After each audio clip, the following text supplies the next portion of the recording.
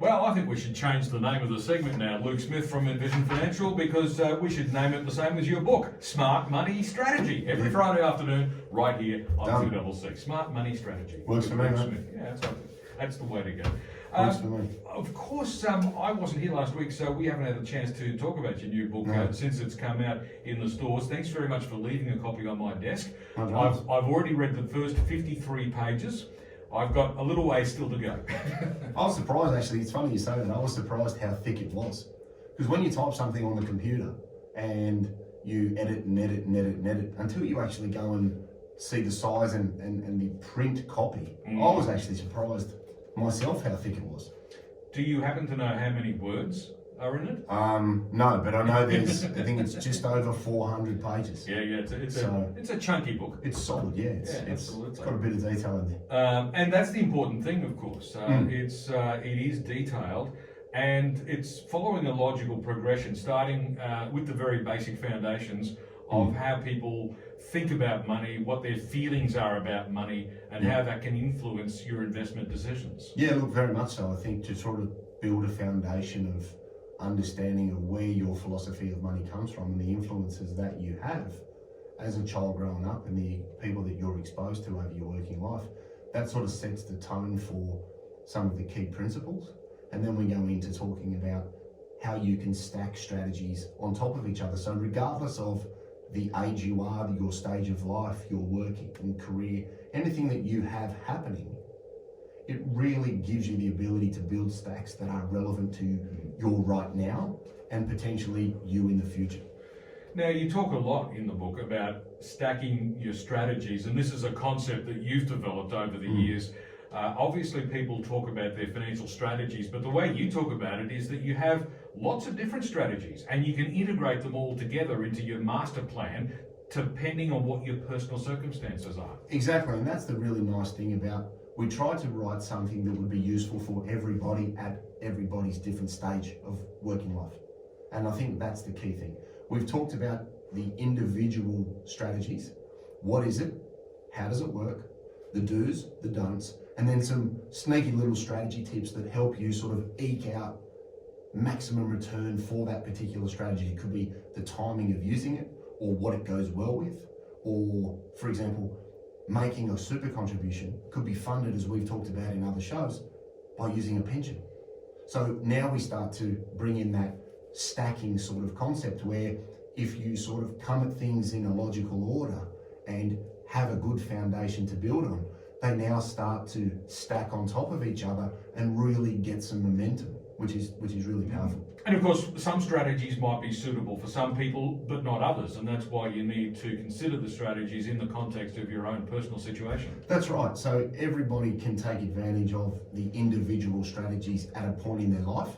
It may or may not be relevant for you. So you might have a stack of strategies for a younger couple that have just got together and they want to understand a budget, find out what they can put into super, use an offset account and maximise their loan repayments. You jump forward 10 years, the kids are a little bit older. Now we need to think about school fees. We've got better income, so now we might be able to save more. Are we now using catch-up concessional contributions plus personal contributions, and then are we using an offset account to fund them? So each of the individual strategies can be pulled together to form a new developing stack as you move through your working life, when your cash flow changes, your expenses change, and your attitude towards things change. Because I find as people start to get a little bit older and a little bit more sensible, and that, oh, hang on, retirement's not that far away now, their focus starts to shift significantly to how can I build my super? How can I use strategies to maximize cash flow? Whilst also saying to me in the same sentence, I'd love to do less work.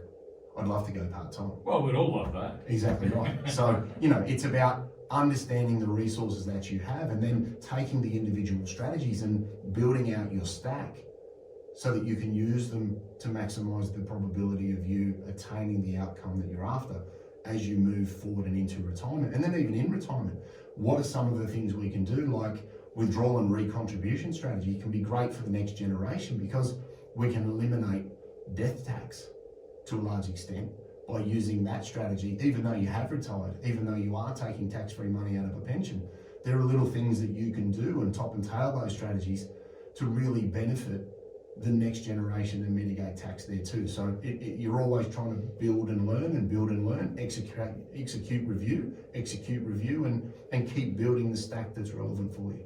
Now, just a few moments ago, you used that dirty 6-letter word, budget. And it's interesting because at the beginning of the book, you talk about the 5 foundational principles of managing money. And principle number 1 is respect your income. And number 2 is understand your spending. And when you put the 2 of those together, what that adds up to is actually having a budget, isn't it? Yeah, and I guess we try to use a little bit of smoke and mirror to get away from the perception that a budget is a dirty thing. Anyone that knows me, right, I'm good for a pair of shoes at a moment's notice. All right, I'm happy to admit that. And I'm pro anybody doing that within reason. Yet, as you say, dirty word budget, a lot of people jump to, he's going to want me to live in a tent and eat beans. Not on your life. But as a proportion of something, having an understanding of what is spare then accelerates us into different individual strategies and potentially a better stack, because you know what you can work with. You know the resources that you have at your disposal. And what does that open up in relation to deductible contributions, savings for an investment property, maximise an offset account, access money to make a non-concessional contribution to super. So whilst you don't even realise, I think if we looked at a budget and said, this is leverage for a greater stack, I think we'd have far more participation and less pushback, because we're going towards something positive, not avoiding something that's perceived as negative. Yeah, people do have this negative attitude towards the word budget, and you pointed out in the book that a lot of people consider it in much the same way that they would consider the word diet when it comes to trying to lose weight. And 100%. Both words obviously have a bit of a bad rap in society, but really at the end of the day, both words mean something that's positive and useful, and it's a tool that you use to improve your life. Exactly, and I think that's where I try to sort of get people to think about the principles and the philosophies that are the foundation of why you do things. Yeah. You don't feed your kids because you have to. You feed your kids because you love them. But when you come from that positive starting point, I think people can really get over that hurdle of it being bad. And I find I say to people regularly now, as they get a little bit older, working is a resource to fund the things you want to do, because you've removed the I must or I have to. And people start to look at 2 or 3 days a week of work as a really positive thing, even though they might have been a little bit tired doing 50, 60 hours. If you've only got to do 2 or 3 days and know, right, that funds 3 months holiday next year, your attitude towards doing something is far more positive, and you can get greater reward and greater leverage out of the things that you do and the time that you spend doing them. Now, when we talk about specific strategies, and you do have a lot of material in the book, clearly a lot of that also depends on the laws, the regulations, the rules as they're drawn up in this country. So obviously the book, I assume, is written particularly for an Australian perspective in terms of how things work in the regulatory framework here in Australia. 100%, that's right. So if we tried to sort of address different rules in different countries, we would have spent another 6 years writing the book. Because as soon as you get the book out, or even prior to getting the book out, the rules have changed. Yeah. So we actually had to evolve the information in the book a couple of times because of the frequency with which legislation was moving in the super world. That was quite challenging. And it will always have the general principle and an application going forwards. What we may see going forward is just the numbers get a little bit tweaked, and it might not be 110,000 for non-concessional, it might be 120. Yeah. It might not be 27,500 for deductible, it might be 30,000. If it was up to me and I was in the Labor Party, I'd have concessional limits at 100,000 like they were in 2000. You know what I mean? Because I think people's ability to fund themselves in retirement, especially over the age of 50, becomes really the key priority that I'm seeing to try and achieve that peace of mind that people are after. So knowing your options, and the primary reason we wrote the book was I just want people to know what's available. Because someone coming in and sitting down and having a chat and learning these things, you can see them look at you and they'll say to you at some point in the meeting, so I should have been doing this like 6 years ago, and you go, yeah. Oh, and there's a pause. Yeah. and you can see the cogs turning in their head, metaphorically speaking, of all the money they may not have saved because of said strategy. And that is really what I'd want to try and avoid for anybody, because I'm a big advocate of do a little something a little sooner. You don't have to go bonkers and hurl your money into super. You don't have to go out and buy $1 million investment property. You don't have to, do a range of different things, but just actively do a little something a little sooner, because time is your friend. But if you have a good budget, you know exactly how much you can throw at that little something a little sooner. So again, it should be seen as a positive to create opportunities, not a negative to impact your lifestyle, which it shouldn't be. Yeah, exactly right. So who would you say you've actually written this book for? Did you have a target audience in mind? Anybody with a full brain that is actively interested in maximising the control of their wealth accumulation and peace of mind in retirement.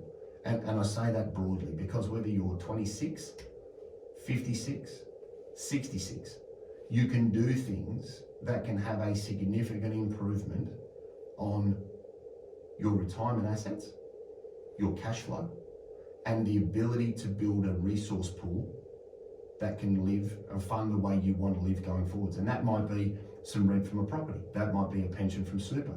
That might be 2 days a week working at Bunnings. Whatever it is that you want to spend your time doing. COVID has taught people that doing nothing is very difficult. It's also taught people that you got married for love, not for lunch.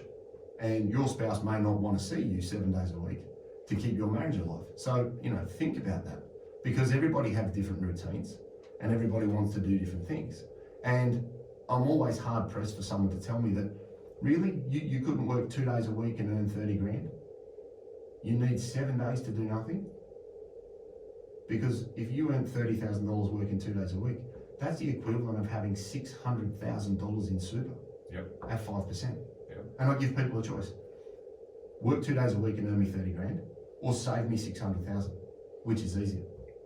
Well, the question answers itself, doesn't exactly. it? But again, and on this matter of your ability to earn an income, of course, you've pointed out something else that I guess should be relatively obvious, but most of us don't stop and think about it. And that is this: everybody dreams about or say they want to be a millionaire, but if you look at the income that you earn across your working life, you're actually making about $3 million across your working life if you're an average earner. 100%, yeah. And that's where I want that we talk about respect your earnings. Because your earnings underpin everything that you do.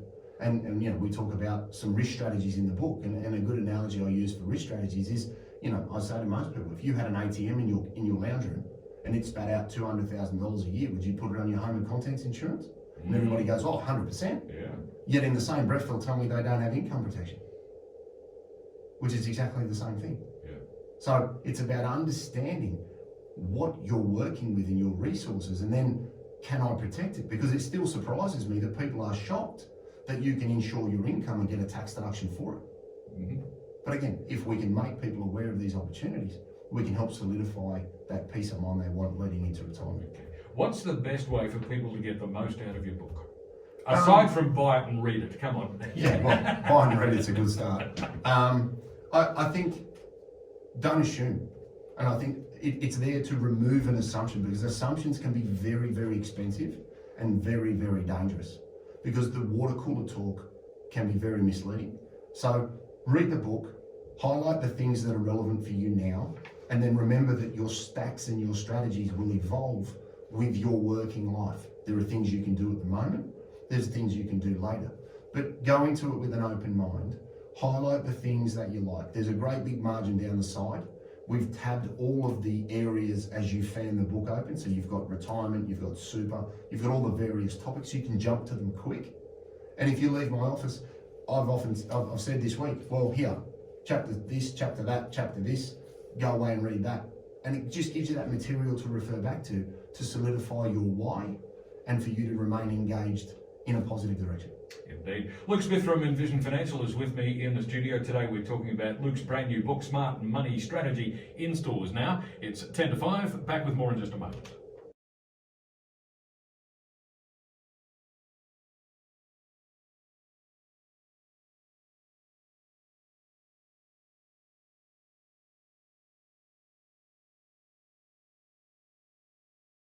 It's about 7 minutes to 5 now. It's a Friday afternoon, which means Luke Smith from Envision Financial is with me in the studio, and we're talking today about Luke's new book, Smart Money Strategy, in stores. Now, Luke, what are the key things you'd like people to get from your book? Yeah, I guess the first one is get the facts. You know, we've laid out every strategy, what it is, how does it work, the do's, the don'ts, and then strategy tips on how to incorporate it with other things. We've then got the various stacks that you could have early in life, middle of your life, preparing for retirement, in retirement. So have a look at a stack and see if that feels right for you. Do a little bit, a little sooner. I said it before the ad break, but I really think that is something that you don't have to go neck deep in something, but just actively make a decision. It might just be open a new bank account or get a second offset account and actively save some of your wages. And we talk about respecting your earnings and understanding where your money is going, because that is the basis or the foundation that you want to build from. Because if you don't have a clear starting point, you could end up with a leaning tower of Pisa. You know what I mean? It'll hang on for a while, and then one day it'll topple over because you didn't have a good foundation to start from. So work away from your assumptions. I find they're very expensive for people because they'll come into my office and say, I can only do that, or I have to do this. And I go, well, why? Why have you got to do that? Because this is, and it might not actually be factually correct, but that's what they've been working on, because Jenny said that at work, and Billy the Sparky said that on somebody's rooftop. But I don't take plumbing advice from a gardener. Get your facts right. Use this book as your foundation of fact. And remember that you don't have to go it alone. We were on the Today Show on Sunday, and one of the things I highlighted there to everybody was, this isn't an individual journey. Get some help. I've got a group of maniacs around me, and I lean on them when I need them, draw on their experiences, and they help me stay on track. Get a group of people around you that you trust. You don't have to engage professionals for everything, but you don't have to go it alone. And I find if you have a group engagement, or you have people that are on the journey with you, it might only be emotionally, but you're going to try and move forwards in a positive direction and stay engaged and not become disenfranchised. So get some people around you that you can lean on. Whilst it's your journey, you don't have to go it alone like you're drudging through the Sahara Desert. Get a team around you, use that to your advantage, and learn from the book. Revisit it, change the situation, revisit it, see what you can stack together, and really have that confidence to move in the right direction, or just in conjunction with your existing advisor, or prior to getting advice. Turn up with some great questions, read some chapters. Hey, is this relevant to me? I understand this works like this. Can I use this strategy, Mr. Advisor? So you can get the most out of your time with somebody that is giving you the advice, so that you're not going to something completely blind and becoming overwhelmed. Yeah, that's the other thing that you stressed quite early on in the book, is that you can read the book and benefit from all of the information that's in there, but to get the most out of it, you might want to actually work through it with a financial advisor, and discuss the content with your financial advisor and tailor it to your personal situation. So, look, we've reached that point where I have to ask you the most important question of all: where can listeners get more information? Yeah, so 6260-4749 is the office number. We've got envisionfinancial.com.au. We've got the podcast, The Strategy Stacker. That's on iTunes and Spotify. We've got Envision Financial Canberra on YouTube, where we've got all the key takeouts of the show, so you can watch that on your phone.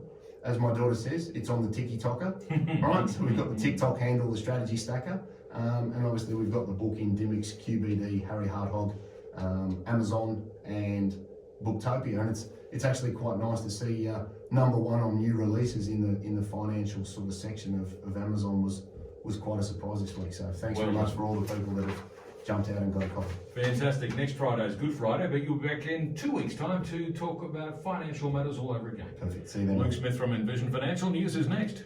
Delaney.